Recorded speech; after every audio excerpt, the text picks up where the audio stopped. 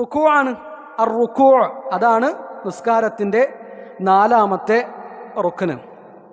അള്ളാഹു പറഞ്ഞു, യാ അയ്യുഹല്ലദീന ആമനൂ ഇർകഉ വസ്ജുദൂ വഅബ്ദൂ റബ്ബക്കും വഫ്അലുൽ ഖൈറ ലഅല്ലക്കും തുഫ്ലിഹൂൻ. ഈമാനുള്ളവരെ, നിങ്ങൾ റുക്കൂ ചെയ്യുവിൻ, നിങ്ങൾ സുജൂദ് ചെയ്യുവിൻ, നിങ്ങൾ നിങ്ങളുടെ റബ്ബിനെ ആരാധിക്കുവിൻ, നിങ്ങൾ നന്മകൾ ചെയ്യുവിൻ, ലഅല്ലക്കും തുഫ്ലിഹൂൻ, നിങ്ങൾക്ക് വിജയിക്കാൻ കഴിയും. അപ്പോൾ അവിടെ അള്ളാഹു പറഞ്ഞത് എന്താണ്? ഇർകഉ, നിങ്ങൾ എന്ത് ചെയ്യണം? റുക്കൂ ചെയ്യണം, കൽപ്പനയാണ്. അപ്പോൾ ഇതാണ് ഒരു തെളിവ്.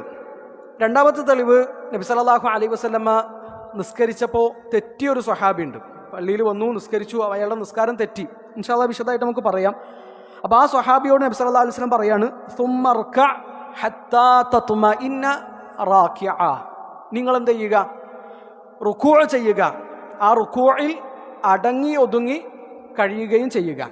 അപ്പോൾ റുക്കൂ നിസ്കാരത്തിൻ്റെ റുക്നാണ് എന്നതിനുള്ള 2 തെളിവുകളാണ് ഇത്. അത് നിർബന്ധമായ കാര്യമാണ്, അത് ഒഴിവാക്കാൻ പറ്റൂല എന്നതിനുള്ള 2 തെളിവുകളാണ്.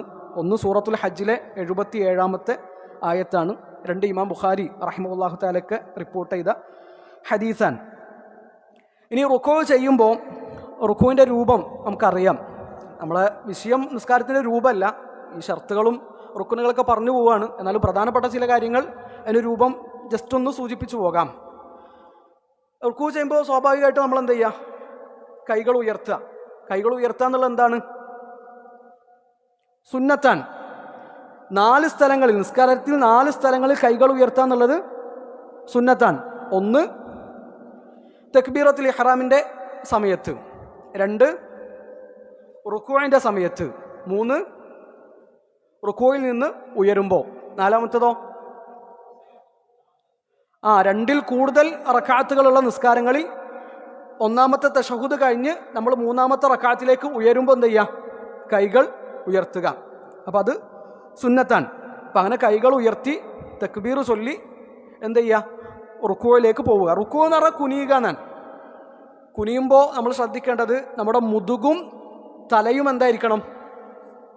ഒരേ ലെവലിലായിരിക്കണം. മുതുകും തലയും ഒരേ ലെവലിലായിട്ടാണ് നമ്മൾ റുക്കൂ ചെയ്യേണ്ടത്. റുക്കൂയിൽ നമ്മൾ എങ്ങോട്ടാണ് നോക്കേണ്ടത്? കാലിലേക്കാ?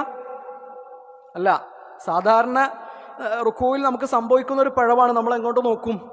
കാലിലേക്ക് ഇങ്ങനെ നോക്കും. തല ഇങ്ങനെ താഴ്ത്തിയോണ്ട് ചിലർ സുജൂദിൻ്റെ സ്ഥാനത്തേക്ക് നോക്കാതെ കാൽവിരലിലേക്ക് നോക്കും. അപ്പോൾ അത് ശരിയല്ല.